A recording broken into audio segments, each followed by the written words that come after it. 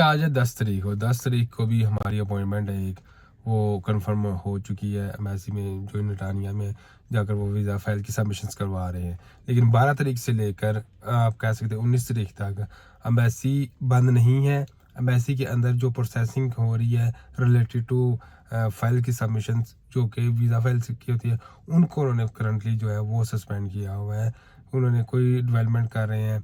और जो है जैसे कि कल अब हम रजिस्ट्रेशंस कर रहे थे, उसके अंदर से कैटेगरी आ रही थी सीजनल वीज़ा के लिए, और जो वर्क वीज़ा होते हैं उन इनसे रिलेटेड आ रही थी कैटेगरी। जो कैटेगरी यही है, उससे ऑब्जर्व यही किया जा रहा है कि 19 तारीख तक जो वीज़े है रिलेटेड टू, आपको पता है सबसे ज़्यादा प्रॉब्लम जो आती है वो वर्क वीज़ा से रिलेटेड आती है। तो वर्क वीज़ा का जो सिस्टम है वो भी रजिस्ट्रेशंस के थ्रू होगा। लाइक फरवरी 2025 में इन्होंने क्या किया था कि रजिस्ट्रेशंस के थ्रू अपॉइंटमेंट देना शुरू कर दी थी।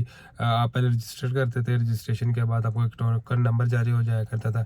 टोकन नंबर जारी होने के बाद आपको वेट करना पड़ता था, और फिर एक स्पेसिफाइड टाइम के बाद टोकन नंबर के मुताबिक आपको जो है वो अपॉइंटमेंट जारी कर दिया करते थे।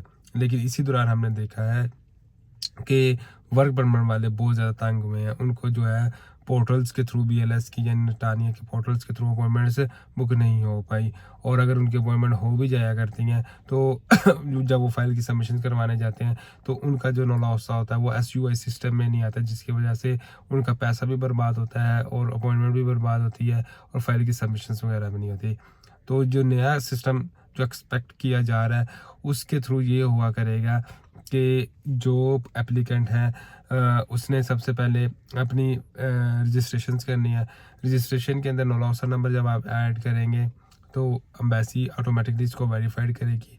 जिनका नौलासा SUI सिस्टम में आ जाएंगे तो उनको अपॉइंटमेंट जारी हो जाएगी, जिनके नहीं आएंगे तो उनको अपॉइंटमेंट नहीं आएगी। उनको मैसेज आ जाएगा कि आपका जो नौलासा है वो SUI सिस्टम में नहीं आया है, लिहाजा आपको अपॉइंटमेंट नहीं दी जाएगी। तो ये वाला जो सिस्टम हम महसूस कर रहे हैं, अज्यूम कर रहे हैं, सीमिंग कर रहे हैं, ये होगा। लेकिन असल हकीकत तो 20 तारीख को ही हमें पता चलेगी कि क्या सिस्टम सारे जो है वो चल कर आते हैं। तो इससे रिलेटेड अभी जो आप लोग क्या कर सकते हैं, अभी आप लोग अपनी फ़ाइल की मेकिंग कर सकते हैं। जिन जिन लोगों के नौलासा वगैरह इशू हुए हैं, चाहे वो वर्क परमिट से हों या फैमिली वीज़ा से रिलेटेड, तो आप अपनी फ़ाइल की मेकिंग कर सकते हैं। फ़ाइल के अंदर डॉक्यूमेंट्स की चेकिंग होती है, उसको फिर प्रॉपर तरीके से मुफा करवाना पड़ता है। फिर ट्रांसलेशंस के बाद वीज़ा एप्लीकेशन फॉर्म और फॉर्म्स के बाद फ़ाइल मेकिंग होती है।